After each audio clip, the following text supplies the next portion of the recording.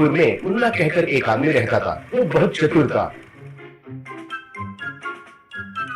आदमी तो अच्छा था, लेकिन कभी कभी लोगों से झूठे बातें कहने में बहुत मशहूर था। उसका दोस्तों में लड्डू कहकर एक कंजूस रहता था। उसके पास कितना भी पैसे रहने से भी बहुत कंजूसी दिखाता था। टूथपेस्ट इस्तेमाल किया तो पैसे खर्चे होते हैं कहकर नीम का लकड़ी से दांत साफ करना, साबुन के बदले ईंट का इस्तेमाल करना, रातों में कपड़े के बदले न्यूज़पेपर को पहनना, गर्मी के मौसम में एसी के लिए एटीएम सेंटर्स में घुसना, ऐसा बेकार के काम करता रहता था।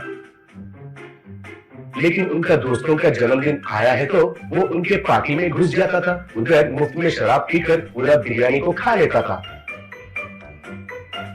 एक दिन नवीन कहकर एक आदमी उसका जन्मदिन के लिए उसके दोस्तों को बुलाकर पार्टी मना रहा था।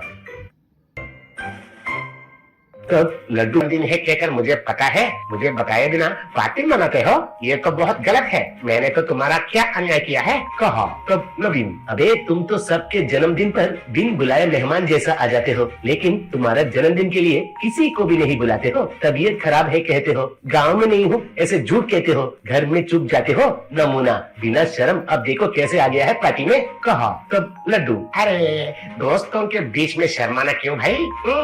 कौन सा दारू लाए हो, किधर से बिरयानी मंगवाए हो, कहकर उधर बैठकर दारू डालकर चिकन खाने लगा। तब मुन्ना, अरे क्यों तुम लोग लड्डू को ऐसे कहते हो? वो सच में गांव में नहीं है शायद, इसलिए आपको पार्टी में नहीं बुलाया होगा। इस बार जरूर बुलाएगा। क्यों लड्डू, क्या कहते हो, कहा। तब लड्डू, अरे मुन्ना तुम ही हो जो मुझे अच्छे से समझ सकते हो। इनको कितने बार कहने से भी समझ में नहीं आता है। जन्मदिन में फ्रेंड्स को पार्टी दिए बिना कोई रहता है क्या? थोड़ा समझने की कोशिश तो कीजिए, कहकर उधर दारू और बिरयानी को खत्म करने का काम पर लग गया।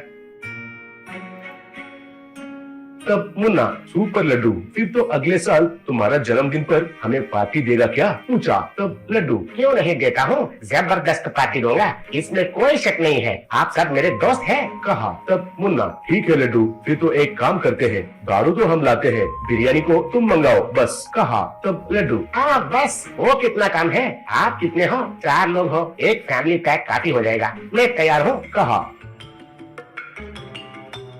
ऐसे उसका जन्मदिन आया। तब मुन्ना वाले शराब के बॉटल्स के साथ लड्डू के घर पहुंचे। लड्डू, हाँ आइए आइए, आप ही का इंतजार कर रहा हूँ, कहा। तब एक, अरे जन्मदिन के डेकोरेशन कहाँ है और केक कहाँ है, पूछा। तब लड्डू, अरे वे सब क्यों है, मुझे बिल्कुल पसंद नहीं है। आइए पार्टी को शुरू करते हैं, कहा। ऐसे वे बैठकर बॉटल्स को खोलकर दारू पीना शुरू किए। दारू पीते हुए मुन्ना, अरे लड्डू, दारू तो हम लाए, बिरयानी को तुम मंगाओगे कहे थे ना। मुझे एक जगह मालूम है, उधर बिरयानी बहुत बढ़िया रहता है, उधर दाम भी थोड़ा कम है, फोन करके ऑर्डर करूँ क्या, पूछा। तब लड्डू, अरे वाह, दाम कम है, फिर तो उधर से ही मंगाओ ना, करो करो फोन करो, कहा।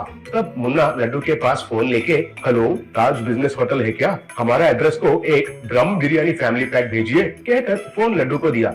लड्डू हैरान रहकर, क्या ड्रम बिरयानी है, ये क्या है, पूछा। तब मुन्ना, अरे तुम्हें तो नशा चढ़ गया है, ड्रम बिरयानी कहा था या फिर दम बिरयानी कहा था मैंने, कहा। तब बाकी के सब दम बिरयानी ही कहा था, कहे। तब लड्डू, हाँ ठीक है, तुम जो कह रहे हो शायद वो सच है, और एक पैक तो डालो, कहा। ऐसे कुछ देर के बाद डोरबेल बजा।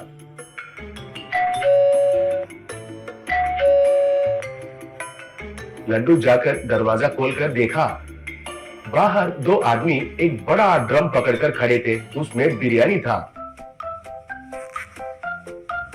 तब लड्डू, अरे कौन हो आप लोग, ये ड्रम क्या है, आपको कौन चाहिए, पूछा।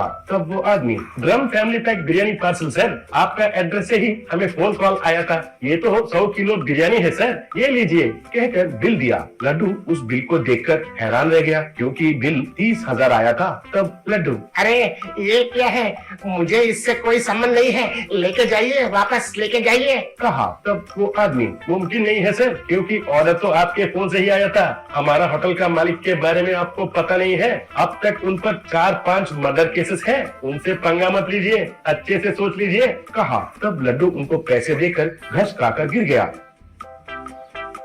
बाद में मुन्ना वाले उस गली में सबको बुलाकर सबको ड्रम बिरयानी खाने के लिए कहे। तब सब लोग मिलकर बिरयानी खाते हुए एंजॉय किए।